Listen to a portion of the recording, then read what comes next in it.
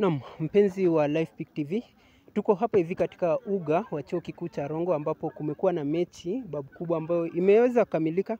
Rongo wakiibuka washindi mabao 2 kwa nunge, walikuwa na kabana kuna Siala TTI, na niko naye hapa hivi kocha wa chuo kikuu cha Rongo ambaye tutakuwa tunaongea tunaye kuhusu jinsi mechi hiyo ilivyokuwa. Kwanza kabisa ningependa uweze kujitambulisha ndivyo tuanze. Kwa majina naitwa Coach Calvin Sojwang. Yes, kwa mimi ndio coach, head coach wa Rongo University football team. Na currently tumehost Siala TTI. Yes. Basi kama unasikia wamekuwa na mechi dhidi ya Siala TTI ambapo mechi ya wanadada imeweza kukamilika, Rongo wakiibuka na ushindi wa mabao 2 kwa nunge. Na hivi baadaye chini tu ya dakika chache zijazo pia kutakuwa na mechi ya wanaume ambapo Rongo watakuwa na kabana kwa bado na Siala TTI. Kwanza kabisa mechi ya leo umeionaje? Mechi ya leo kwa pande yetu tumepata ushindi na nashukuru sana wachezaji wangu.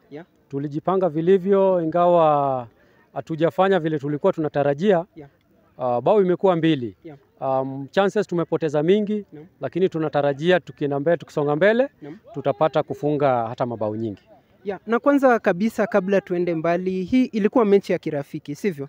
Kwa hivyo mnaitumia kujiandaa katika ligi. Kuna ligi ambayo mnashiriki?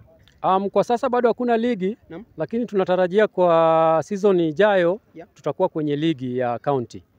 Basi kwa haraka najua pia unahitaji muda kwenda kuzungumza na wachezaji ambao pia watakuwa wanaingia uwanjani chini ya dakika chache zijazo. Kwanza mko na wadhamini ambao wanadhamini?